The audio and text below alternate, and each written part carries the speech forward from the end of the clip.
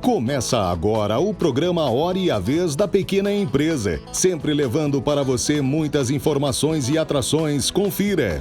O advogado Marcos Bernardini comentando sobre a lei do superendividamento, que alterou alguns pontos no Código de Defesa do Consumidor.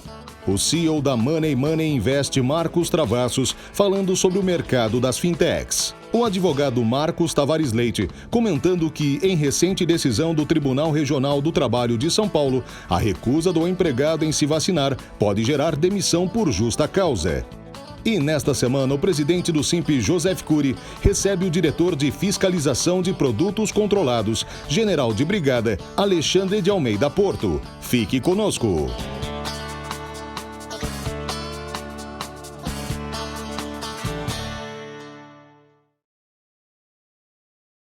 Quando a empresa divulga informações, elabora um programa de conscientização sobre a vacinação contra o Covid-19 aos seus colaboradores, o interesse particular do empregado não pode prevalecer sobre o interesse coletivo, pois ao deixar de tomar a vacina, o empregado coloca em risco a saúde de seus colegas e de clientes.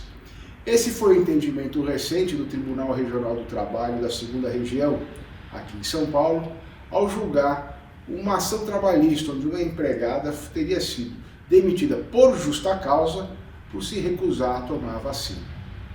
Como seu empregador já promovia um programa de conscientização, incentivando e inclusive depois determinando a vacinação aos seus empregados, no momento em que ela se recusou, ela foi mandada embora por justa causa, por um ato inclusive considerado de indisciplina.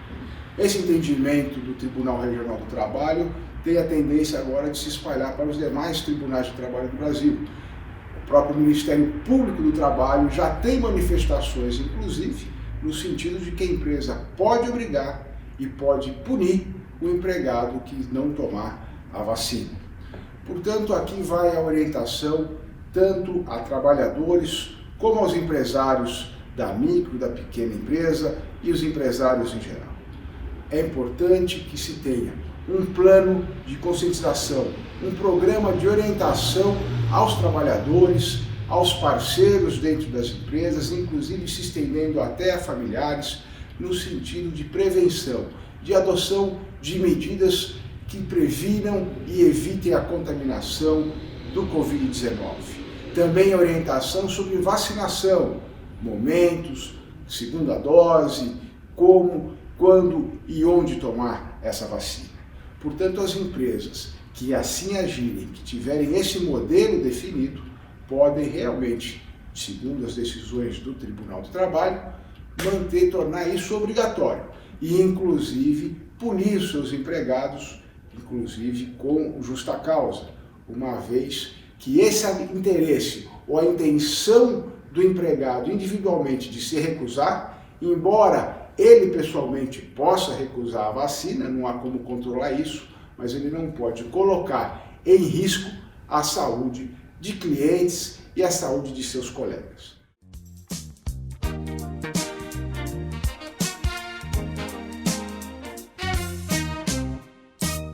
Oi pessoal, um prazer estar aqui novamente com os amigos do Simp e hoje eu vim para falar de um assunto que eu sou absolutamente entusiasta, realmente apaixonado, que é Fintech, Finance Technology, aquelas empresas de tecnologia que vendem produtos financeiros. É isso mesmo. Agora, isso é legal, isso é moda, veio para ficar, realmente funciona? Eu vou responder com um dado. Já são mais de 1.100 fintechs no mercado brasileiro. E essas fintechs, parte dessas fintechs já receberam aportes relevantes de fundos internacionais que estão apostando firme nessa proposta de mudar, de modernizar o sistema financeiro no Brasil. As fintechs, as primeiras fintechs que vieram, que surgiram aqui, elas importaram alguns modelos de negócio muito bem sucedidos na Europa e nos Estados Unidos, que curiosamente olhavam para a base da pirâmide. Elas não olhavam para as grandes fortunas, mas sim para aquelas pessoas físicas não bancarizadas, pessoas físicas que não tinham acesso a serviços financeiros e também as micro, pequenas e médias empresas, que historicamente convivem com um cardápio muito pobre de produtos financeiros e um acesso muito restrito, principalmente ao crédito. E isso passa a mudar, essa realidade passa a se tornar algo diferente aqui no Brasil com o surgimento das fintechs.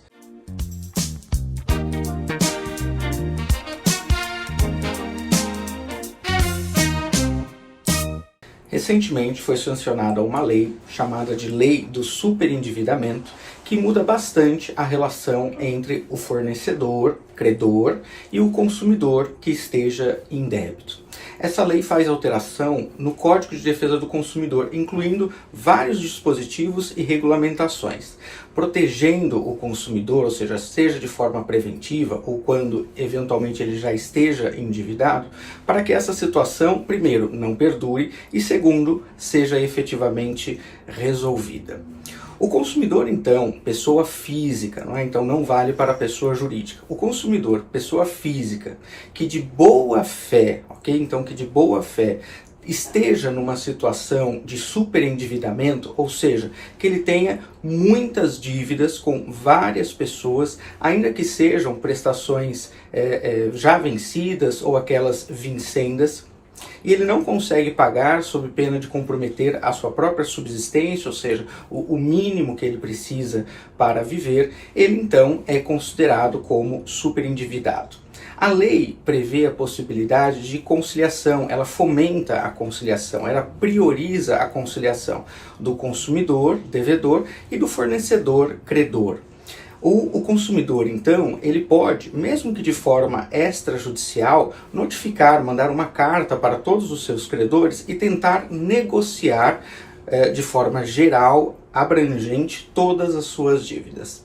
Mas ele também pode fazer isso de forma judicial. Ele pode pedir, então, a repactuação das suas dívidas. E nesse caso, será marcada uma audiência ou com o juiz ou com um conciliador e todos os credores, onde vai ser proposto, então, um acordo entre todos para que o consumidor possa pagar as suas dívidas e, do outro lado, também o credor receber aquilo que ele tem de crédito a receber. O credor, se ausentar dessa audiência, ele vai ter algumas penalidades, como, por exemplo, não ter imediatamente o seu crédito adimplido ou ter a suspensão das parcelas que eventualmente o devedor esteja devendo para ele. E por conta disso, é feito ali como se fosse uma assembleia entre o consumidor e os fornecedores para chegarem a um acordo.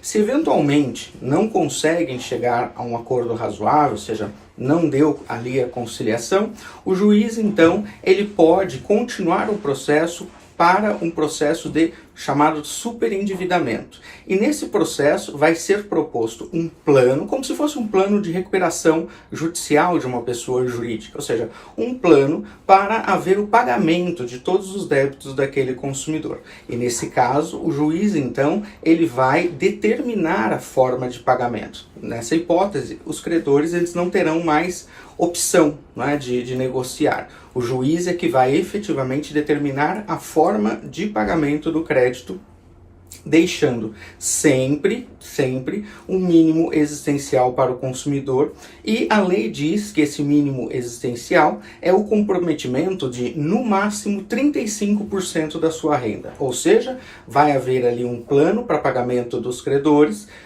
de 35% da renda do consumidor. Então, uma importante inovação, fiquem atentos.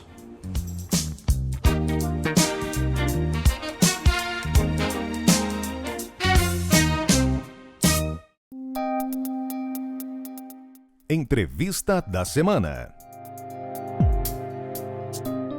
O nosso convidado de hoje é o General de Brigada Alexandre de Almeida Porto, diretor de fiscalização de produtos controlados, que muito nos honra com a sua participação, que veio direto de Brasília. Muito obrigado, General Porto. Eu que agradeço, Joseph Cury, esse espaço que é dado ao Exército Brasileiro, em particular para a Diretoria de Fiscalização de Produtos Controlados. Cumprimento a você e a sua audiência. Nós que agradecemos o prazer de ter conosco. Muito obrigado. Muito obrigado.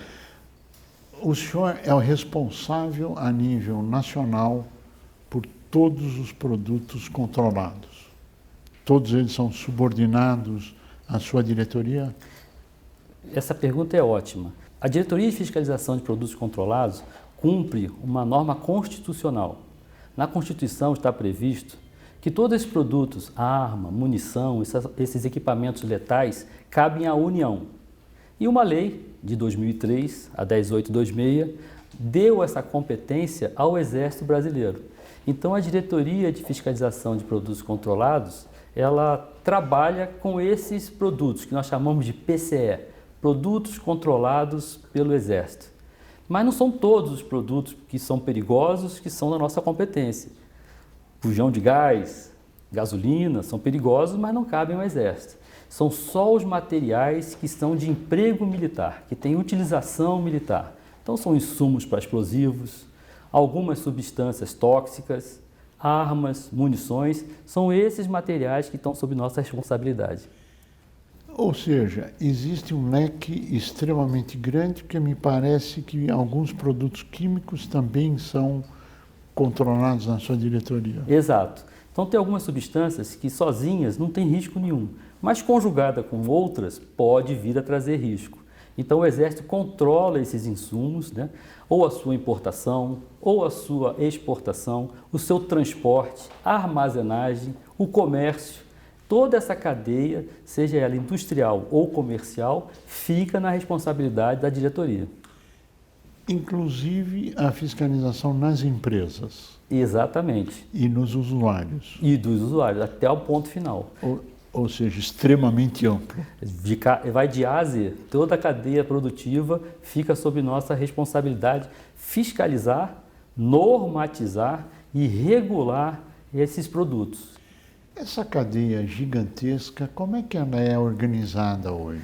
Hoje, a capilaridade do Exército Brasileiro nos permite estar presente em todo o território nacional. Então, são mais de 220 organizações militares, espalhadas de norte a sul, de leste a oeste, com um efetivo de militares da ativa de mais de 1.600 homens e mulheres. Então, essa equipe, essas unidades, é quem fiscaliza, controla, regula e checa lá na ponta da linha, numa pedreira, numa estrada, numa loja, se aquele produto controlado pelo Exército está seguindo as normas corretas. Ou seja, a utilização do produto propriamente dito. Exatamente. Como é que essa estrutura ela é voltada ao público? O senhor já disse que pega indústria, pega comércio, mas dá para nos falar um pouquinho mais dessa estruturação, por favor? Claro. Então, nós temos uma estrutura central, que fica em Brasília, e é onde está localizada a diretoria, e existem as regiões militares.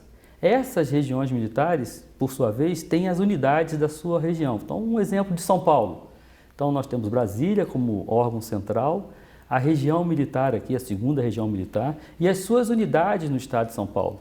Então, aquele quartel da Baixada Santista, aquele outro quartel que está na fronteira oeste, essas unidades na sua área, eles controlam esses produtos controlados e fazem também o atendimento, quando for necessário.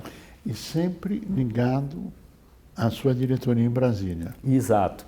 A região militar é o responsável operacional por essa atividade e nós, lá em Brasília, normatizamos e damos as diretrizes, os índices que devem ser alcançados. Agora, é claro que tudo isto deve ter um sistema específico, deve ser informatizado ou não? Como é que é essa estrutura? Exato. Até algum tempo atrás, nós tínhamos um processo que ainda era com papel, circulando documentos de um lado ao outro, e a sociedade hoje e a indústria exigiu uma maior agilidade. Sim, para isso, o Exército criou o Sistema de Gestão Corporativo, o SIGECORP.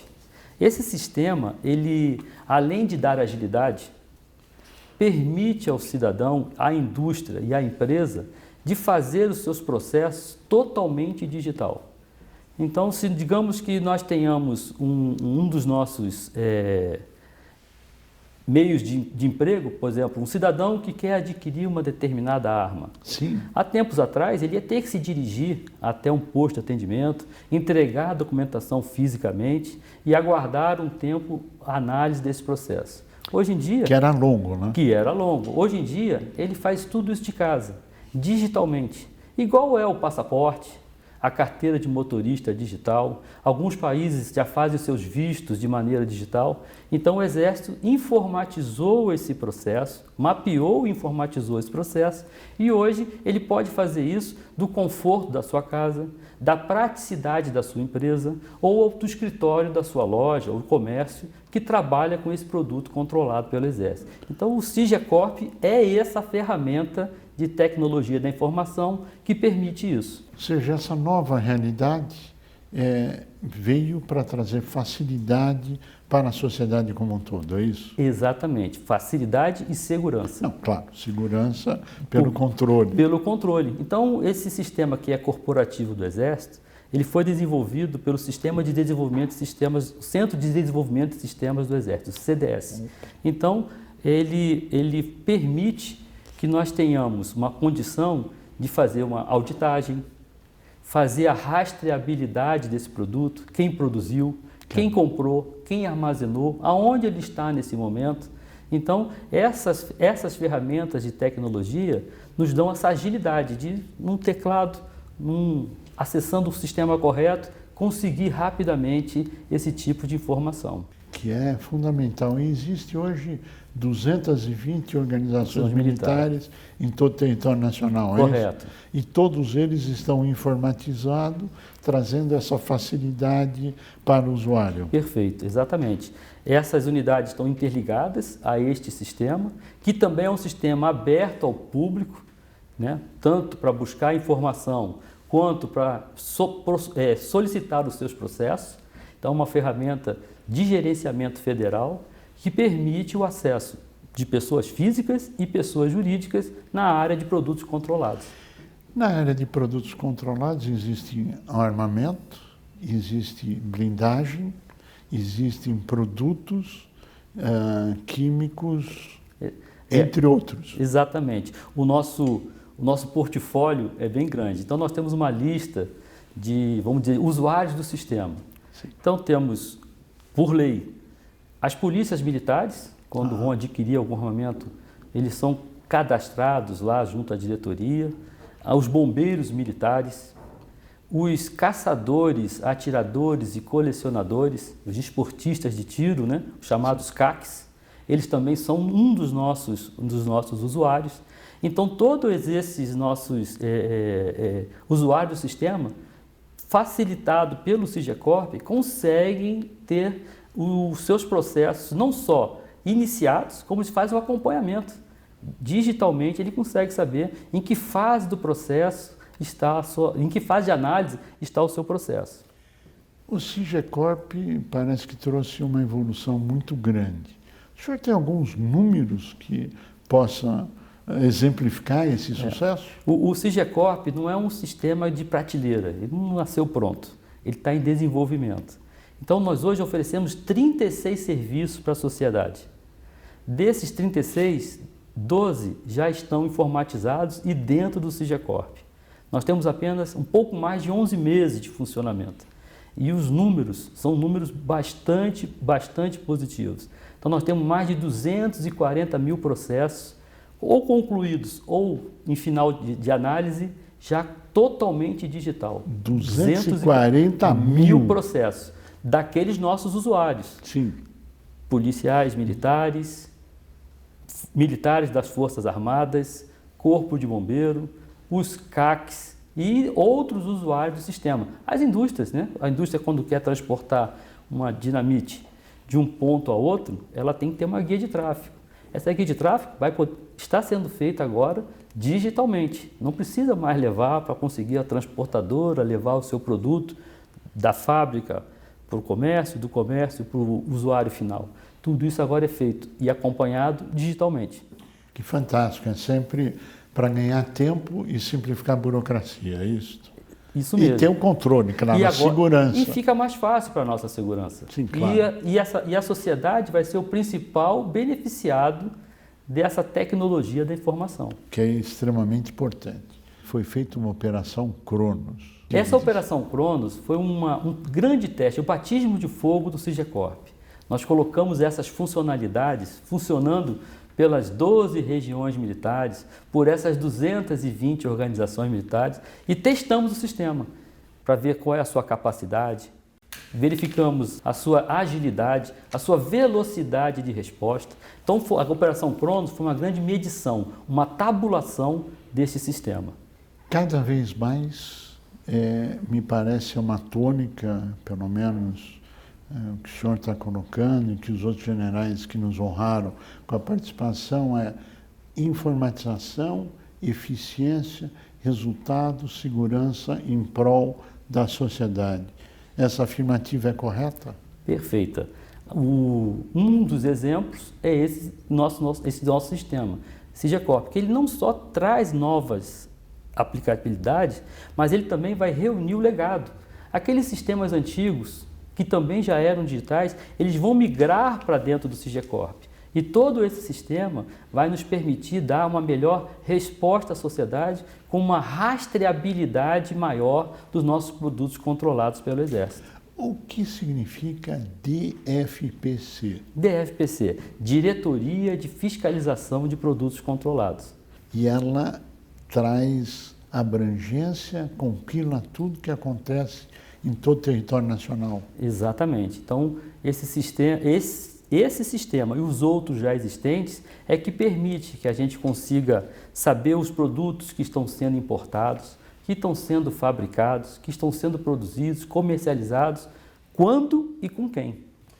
Nós chegamos ao final do nosso tempo, eu pediria as suas considerações finais. Primeiramente, eu gostaria de agradecer muito esse espaço que é dado ao Exército Brasileiro, dizer que qualquer outra informação, nós temos nosso site www.dfpc.eb.mil.br e dizer à sua audiência, aos seus espectadores, que nós estamos sempre juntos, braço forte, mão amiga. Nós agradecemos muito a sua participação, desejamos pleno êxito, o seu êxito é o êxito do Brasil. E é isso que nós precisamos: segurança, paz, tranquilidade, democracia, prosperidade.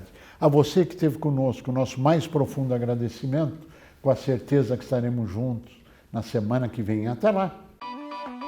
Com o avanço da tecnologia digital, as informações estão na palma da mão. Vídeos, e-books, tutoriais, podcasts. Mas de que serve tanta informação se nós não temos tempo para filtrar o que realmente é de qualidade? Os cursos à distância da Capta têm curadoria e são focados no desenvolvimento pessoal e profissional. No que você é bom, para a Capta te deixar ainda melhor. Modernize o seu conhecimento e aplique no seu dia a dia. Vem aprender com a gente, Capta, o portal do conhecimento.